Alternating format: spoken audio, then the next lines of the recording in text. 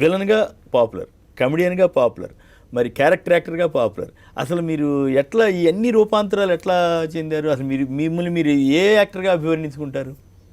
నేను యాక్టర్గానే అనుకుంటానండి. అంతేనా? అంతే. సరే, ఒక పాత్ర ఒక మాట నిజంగా చెప్తున్నానండి. ఒక క్యారెక్టర్ కోసం నేను ప్రిపేర్ అవ్వడం, దానికోసం ఏదో తయారవటము, ఏదైనా ప్రాక్టీస్ చేయటం అట్లాంటిది ఇంతవరకు చేయలేదండి. ఓకే. సెట్లోకి వెళ్ళిన తర్వాత డైరెక్టర్ గారు చెప్తారు, దాన్ని అన్వయించుకుని బ్రెయిన్లో తెచ్చుకుని చేయటమే తప్ప అది భగవంతుడు నాకు ఇచ్చినటువంటి గొప్ప అదృష్టం. అచ్చా. అంటే ఇప్పుడు కమెడియన్లు కొందరు ఇప్పుడు 1000 సినిమాలు చేసిన వాళ్ళు, అట్లాగే ఇప్పుడు మీరు కూడా 650 సినిమాలు. ఇప్పుడు కమెడియన్స్ 1000 కాదండి, 1500 కూడా చేస్తారు. ఎందుకంటే వాళ్ళు కొన్ని సినిమాలు ఉంటాయి, ఒక సీను 2 సీన్లు ఉంటాయి. అట్లా వచ్చి ఎట్లా అంటారు, వెళ్ళిపోతారు. సినిమాకి లెక్క. ఓకే. ఓ సీన్ యాక్ట్ చేస్తారు, వెళ్ళిపోతారు. ఇట్లా కాదండి, మొదటి నుంచి వేసినవన్నీ హీరో ఫాదరు, హీరోయిన్ ఫాదరు, విలనం విలన్ ఎక్కువ. మినిమాకి సినిమాకి కనీసం 10 రోజులు 12 రోజులు కావాల్సి వచ్చేది. కాబట్టి మరి నేను నంబర్ ఆఫ్ అన్ని సినిమాలు. మీకు బాగా నచ్చిన పాత్ర అంటే చాలా పాత్రలు ఉంటాయి, వాటిలో 1-2 పాత్రలు మీకు బాగా మిమ్మల్ని ఎప్పుడూ గుర్తు తెచ్చుకుంటుంటాం. మన జీవితంలో కొన్ని మధురమైన స్మృతులు ఉంటాయి కదా, అట్లా బాగా నచ్చిన పాత్రలు మీకు ఏవి బాగా నచ్చింది? అప్పటికి ఇప్పటికీ నేను సినిమాల్లో చేసినటువంటి క్యారెక్టర్లో నిలిచిపోయింది మాత్రం అహనా పెళ్ళి అంట క్యారెక్టర్. పిసినారి వేషం చాలా విచిత్రంగా కూడా ఉంటుందండి. జంజాల్ గారు చాలా గొప్పగా, మహానుభావుడు, ఎక్కడున్నాడు. అలాంటి రైటర్లు మళ్ళా రావాలండి, పుట్టాల్సిందే తప్ప. సుందరరామూర్తి గారు, జంజాల్ గారు పాతకాలం, మన ఆత్రేయ గారు, వారి తర్వాత మహానుభావుల తర్వాత వీళ్ళ తర్వాత ఇంకెవరు లేరండి. ఎవరు ప్రస్తుతానికి లేరు. అది బాగా ఇంపాక్ట్. నాకు కోరిక ఉంది సార్, మీరు కనుక మరి ఎంతవరకు ఒప్పుకుంటారో నాకు తెలీదు. మీరు తెలంగాణ యాసలో ప్రతిఘటనలో ఒక డైలాగ్ చెప్పారు. అట్లాగే ఈ నిన్న అక్కడ సినిమా టీవీలో వస్తుంటే మీరు తమాషాగా కొన్ని డైలాగులు చెప్పారు. ఆయా యాసలకు అనుగుణంగా అట్లాగే ఈ పాత్రలో ఒక 3-4 డైలాగులు ఏమన్నా చెప్పడానికి ఇష్టపడతారా? నాకేం భయమే ఉంది. భయం గురించి కాదు, అంటే మీరు అట్లా మీరు అంటే గుర్తుండటం గొప్ప విశేషం అండి.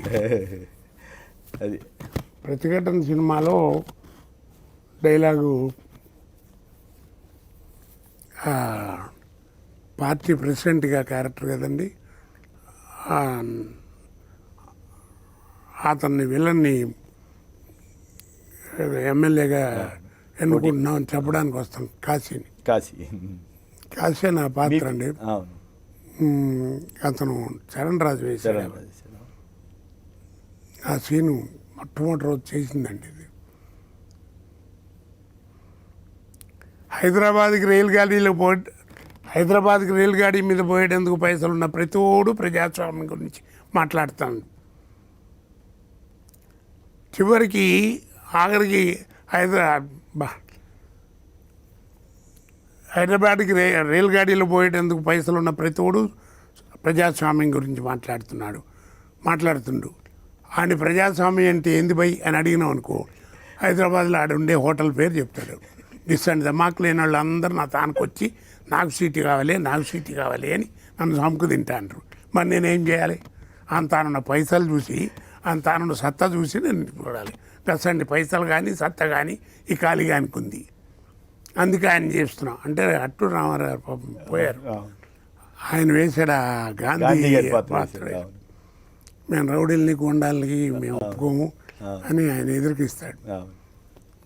అప్పుడు ఆయన్ని నేను అంటే ఇంకో పెద్ద ఆయన ఆ సీట్ నీకు ఇవ్వలేదని ఓలోళ్ళు పెడుతున్నావు, నువ్వు ఆ పెద్దోను అయిపోతుంది, లటక్కని తెచ్చినావు అనుకో, మీరు ఎలక్షన్ పెట్టాలి, ఎప్పుడు పడతారా ఈ పాటలన్నీ అని ఆయన అంటే అప్పుడు ఆయన కొట్టడం చేయటం అదే ఆ సినిమాలో.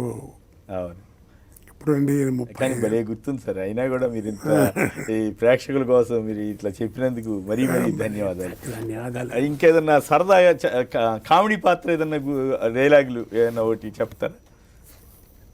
నా సినిమాల్లో ఒకటి నేను చెప్పుకోవాలంటే ఒక 50 సినిమాలు దాకా ఉంటాయండి. ఆ సినిమా సక్సెస్కి నా క్యారెక్టర్ కూడా చాలా అవసరమైంది, చాలా కీలకం అని సినిమాలు ఉంటాయండి. అవును అవును. నాకు చాలామంది మహానుభావులు పెద్ద పెద్ద వాళ్ళు పెద్ద గొప్ప డైరెక్టర్లు వేషాలు ఇచ్చి మంచి మంచి వేషాలు చేయించారండి. అవును. అందులో ఈవి సత్యనారాయణ గారు బాగా ఎక్కువ చేయించారు. ఓకే. ఆయన ఒక సినిమాలో సార్. శివాజీ రాజా అని హీరోయిన్ వెళ్ళి రేప్ చేసినారా అంటాడు. రేప్ చేసి రమ్మంటాడు. అన్నప్పుడు రేపా ఇప్పుడు అవసరమా అంటాడు. అంటే ఈయన అంటాడు, ఇప్పుడు కనుక నువ్వు రేపు చేయకపోతే ఆస్తి అంతా ఆడు కట్టుకుని వెళ్ళిపోతాడు. ఆ తర్వాత మెరకేదిలో నువ్వు ఇసుకేదిలో నేను నుంచుని ఆ నిరోధన అమ్ముకోవాలా. తొందరగా చెప్పు, లేకుంటే నేను చేయాలి, లేకపోతే నేను చేయాలి. నీకు వరుస మారుతుంది. నీకు తల్లి నాకు పెళ్ళాం అవుతుంది. పెళ్ళామే అని వెళ్తాడు రేపు చేయడానికి. ఓకే. ఇలాగా గమ్మత్తుగా ఉండేవండి. అవును. అయితే ఈ సినిమా రంగంలో ఈ కులాల ప్రభావం కూడా ఎక్కువ ఉంటుందండి. అవును, ఎట్లా ఉంటుందండి. దాని ఎఫెక్ట్ ఏమన్నా మీకు ఏమన్నా మీ మీద ఎలాంటి ప్రభావం? నాకు మీద ఏం చూపలేదండి. అదృష్టవశాత్తు ఆ ఇబ్బంది ఏం లేదు. నాకు ఆ ఇబ్బంది కళాకారుడిగానే మీరు కళాకారుడుగా ఆర్టిస్ట్గా అందరూ మెచ్చుకుంటారండి. అందరూ అభిమానిస్తారు. ఓకే. అభినందిస్తారు. ఓకే. అభిమానపడతారు. మీ స్వస్థలం గురించి, మీ బాల్యంలోని అనుభూతుల గురించి చెప్తారు. నాది కృష్ణా జిల్లా కంకిపాడండి, విజయవాడ పక్కనే. అంటే అందరికీ తెలిసినా కూడా ఒకసారి మీ నోటి మాట వినాలని, అంత తప్పితే వేరే ఉద్దేశం కాదు. మా నాన్నగారు ఆంజనేయులు డాక్టర్ గారండి. కంకిపాడులో కోట సీతారామ ఆంజనేయులు అండి వారి పేరు. మా అమ్మ పేరు ఆయన డాక్టర్ గారండి. విశాలాక్షి మా అమ్మగారి పేరండి. ఆయన ఆ రోజుల్లో ఎంబీబీఎస్ లేవు కదా. 1936లో డాక్టర్ ఆయన.